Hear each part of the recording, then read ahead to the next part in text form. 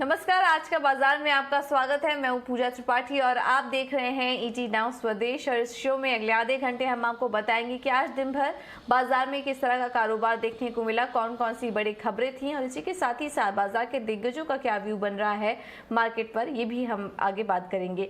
लेकिन सबसे पहले मार्केट पर एक नजर डालें तो आज दूसरे दिन भी कमजोरी के साथ ही क्लोजिंग देखने को मिली है। शुरुआत काफी अच्छी हुई थी लेकिन ऊपरी स्तरों से फिर इससे एक बिकवाली देखी गई। दिन भर के उतार चढ़ाव के बाद निफ्टी करीब 90 अंक बंद हुआ। सेंसेक्स में 236 अंकों की कमजोरी देखी गई और बैंक निफ्टी भी दिन भर के उतार चढ़ाव के बाद ऊपरी स्तरों से थोड़ा नीचे हुआ लेकिन हरे निशान में क्लोजिंग देने में कामयाब रहा। करीब 40 अंक ऊपर बैंक निफ्टी में भी क्लोजिंग देखने को मिली।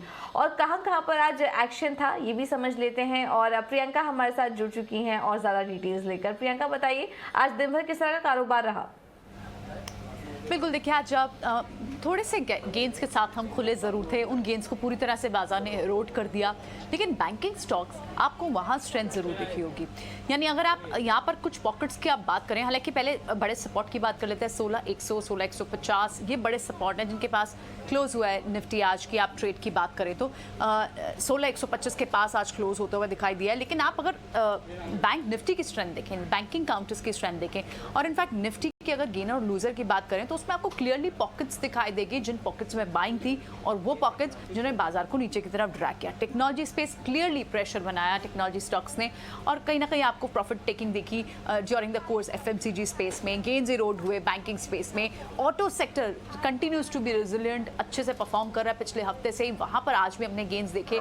फार्मा स्पेस में आप देखेंगे कि जब से फार्मा स्पेस में इनफैक्ट दो काउंटर्स को देखें तो पहला बड़ा गेनर डॉक्टर रेड्डीज और बड़ा लूजर डिविस लैब, लगभग 20% लूज किया है डिविस लैब ने सिर्फ 2 दिन में। कल से लेकर आज तक में 20% तक का फॉल देखने को मिला है। Post the earnings management commentary, no certainty, no guidance on revenue और इसके चलते आपने बाजार को इसे पनिश करते हुए स्टॉक को देखा। On the contrarian doctor Reddy's अभी तक आप वहां अच्छी कमेंट्री के बाद उसमें मूव्स आप देख रहे हैं तो ये एक टॉप गेनर और एक टॉप लूजर निफ्टी के लिहाज से।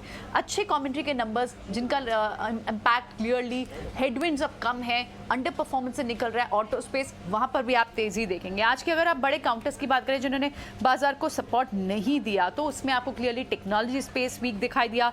पहले 5 बड़े लूजर्स में टेक महिंद्रा था। नंबर्स वीक होने के बाद नो कमेंट्री या मिसिंग ऑन द कमेंट्री, उसमें डिविस लैब, ग्रासिम के नंबर्स वीक हुए। उसके बाद आपने वहाँ पर प्रॉफिट बुक होते हुए देखे। प्रॉफिट बुक होते हुए आपने इनफैक्ट वहाँ सेल साइड ट्रेड्स दिखे। ओएनजीसी जैसे स्टॉक्स में आपने प्रॉफिट बुक होते हुए देखे। ऑन द कॉन्ट्रेरियन गेनर्स में आपको डॉक्टर रेड्डीज, एचडीएफसी, कोटक और एफएमसीजी स्पेस से नेस्ले, ये काउंटर्स से जिन्होंने आज तेजी के ट्रेड दिखाए। कुछ सेक्टर्स की बात करनी होगी जो क्लियरली आज जो स्ट्रेंथ दिखा रहे थे, उसमें फर्टिलाइजर और केमिकल स्पेस, कोरोमंडल हो, चंबल हो, टाटा केमिकल, एसआरएफ, दीपक नाइट्रेट, ये सारे स्पेस में आपको बस दिखाई दी। शुगर स्पेस से लेकर एक न्यूज आई जहां पर बात हो रही थी कि वहां पर एक्सपोर्ट्स को लेकर एक कैप लगाएगी just to keep the food inflation prices in check for a futuristic approach, एक प्रिकॉशनरी स्टेप। वहां से हमने एक शार्प रिएक्शन शुगर स्टॉक्स में देखा। वीक थे आज और वीक हुए लेकिन इसके बाद हमने देखा कि इस खबर को जब बाजार ने समझा तो वहां संभले भी और काउंटर्स ऊपर आए भी, रिकवर भी। बलरामपुर चीनी जैसे, रेणुका शुगर जैसे काउंटर 2-2, 3-3, 4-4% ऊपर की तरफ भी आए।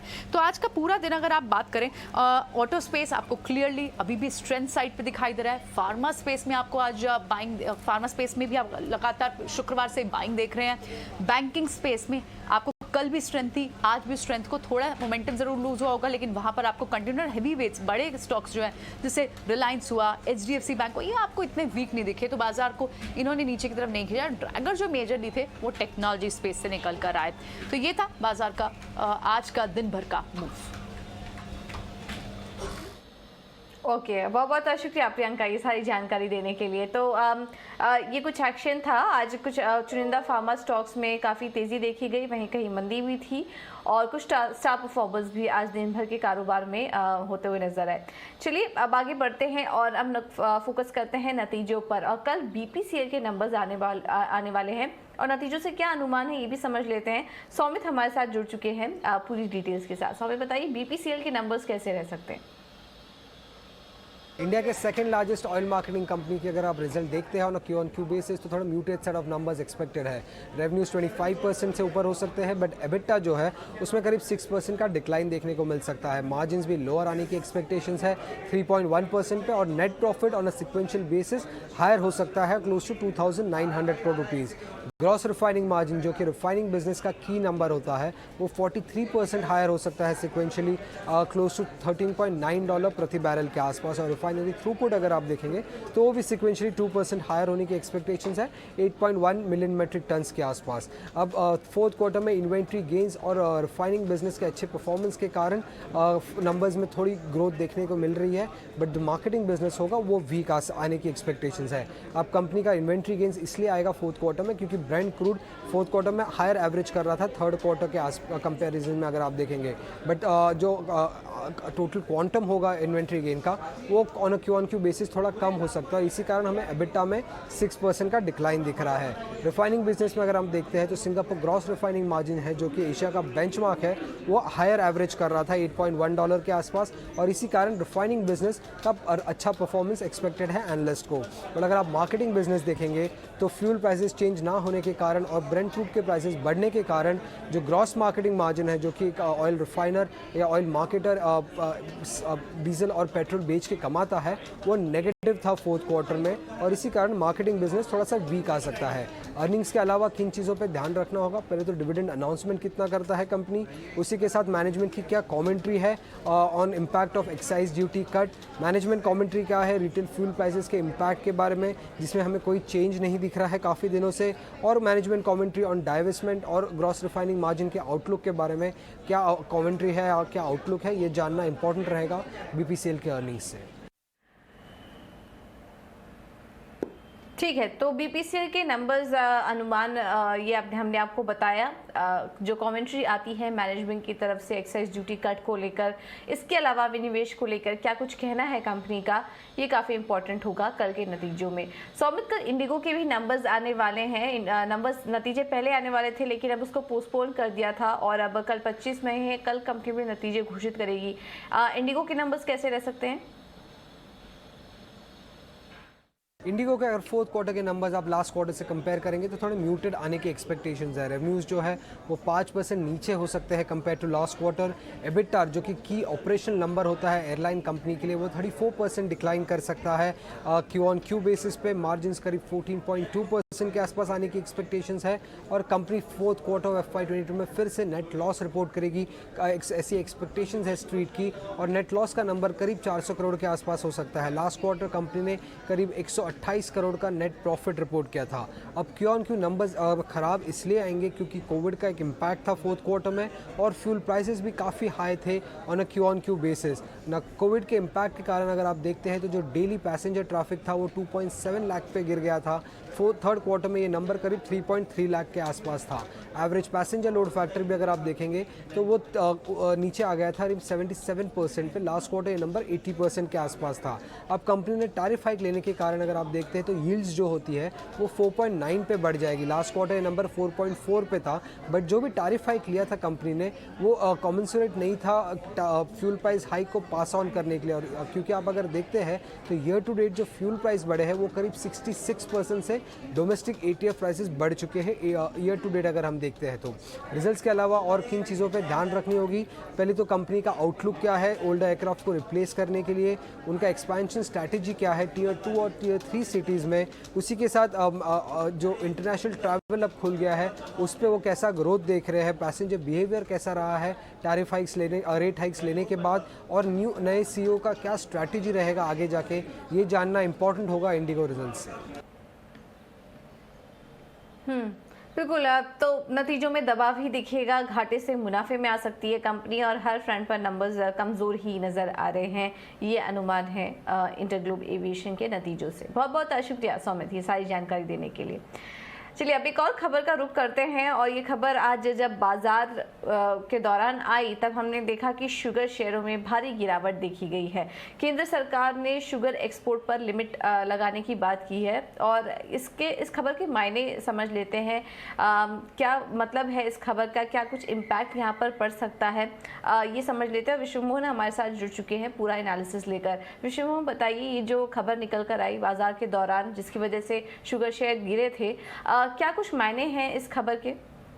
सबसे पहले आपको बता दूं कि शाम तक ये नोटिफिकेशन आ सकता है शुगर एक्सपोर्ट पर स्टॉक लिमिट लगाने पर, और जो स्टॉक लिमिट है वो 100 लाख टन एक्सपोर्ट के बाद इसे बंद कर दिया जाएगा, क्योंकि 100 लाख टन की एक्सपोर्ट लिमिट होगी। और अभी तक अगर बात करें तो 85 लाख टन शुगर एक्सपोर्ट का कॉन्ट्रैक्ट पूरा हो चुका है। करीब 71 lakh ton sugar physically export विदेशी बाजारों में एक्सपोर्ट भी हो चुके हैं। ऐसे में अब सरकार को लगता है कि अगर एक्सपोर्ट लिमिट नहीं लगाई जाए और कहीं 100 लाख टन के ऊपर गया तो अगले सीजन के लिए इनके पास बफर का स्टॉक कम बचेगा। इस साल हालांकि शुगर उत्पादन के फ्रंट पर कोई चिंता नहीं है। 355 लाख टन यानी रिकॉर्ड शुगर उत्पादन का अनुमान है, लेकिन देश में करीब 275 लाख टन की खपत भी होती है। और अगर पिछले सीजन की अगर हम बकाया स्टॉक की बात करें, क्लोजिंग स्टॉक की, तो वो भी 82 लाख था, तो वो 430 लाख टन के आसपास का होता है। ऐसे में अगर हम एक्सपोर्ट के भी नंबर अगर उसमें से हटा दे तो हमारे पास उत्पादन के बाद तो करीब 65-67 लाख टन के आसपास का हमारे पास बफर बचेगा। तो हम नए सीजन में जब भी जाएंगे तो नए सीजन की जो पेराई होती है वो जनवरी के बाद होती है। तो ऐसे में हमारे लिए एक स्टॉक नए सीजन तक रहना ज़रूरी होता है जब तक अगला प्रोडक्शन आए। तो इसलिए इसके मद्देनज़र सरकार चाहती है कि एक्सपोर्ट लिमिट लगा दी जाए और उसका फैसला आज शाम नोटिफिकेशन जारी करके किया जा सकता है। जी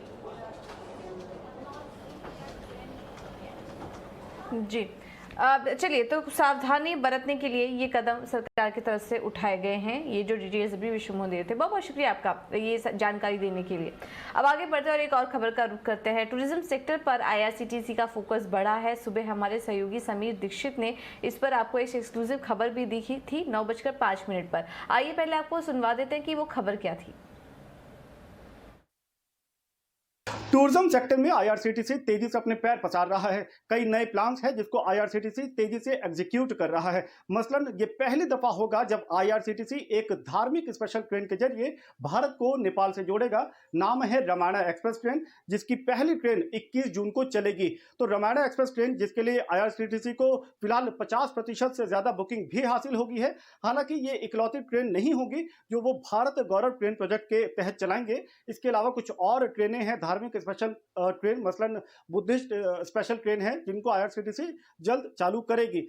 इसके अलावा धार्मिक स्पेशल ट्रेन के अलावा रेलवे IRCTC अब ये कोशिश करेगा कि वो अपने प्रीमियम या लग्जरी प्रोडक्ट मसलन महाराजा एक्सप्रेस ट्रेन की भी वापसी करे। और इसी दिशा में सूत्र बता रहे हैं कि महाराजा एक्सप्रेस ट्रेन 2 साल बाद वापसी करने जा रहा है। कोविड पैंडेमिक के दौरान महाराजा एक्सप्रेस ट्रेन को रोक दिया गया था, लेकिन अब 2 साल बाद वो पटरी पर लौटेगी, जो कि IRCTC को अच्छा खासा रेवेन्यू देती है। सिर्फ महाराजा एक्सप्रेस ट्रेन ही नहीं, गोल्डन चैरियट ट्रेन जो कि IRCTC ऑपरेट करती है वो भी लगभग 2 साल बाद वापसी करने जा रही है। इसके अलावा बात एयर पैकेज की जो IRCTC की तरफ से दिए जाते हैं, तो अलग अलग डेस्टिनेशंस के लिए, नॉर्थ ईस्ट के लिए लेह लद्दाख, कश्मीर, इन तमाम जो फिलहाल हॉट डेस्टिनेशन बने हैं समर वेकेशंस में, तो इसके लिए IRCTC की तरफ से जो एयर पैकेज है उसमें अच्छे खासे बुकिंग्स आ रही हैं, रेवेन्यू तगड़ा मिल रहा है IRCTC को।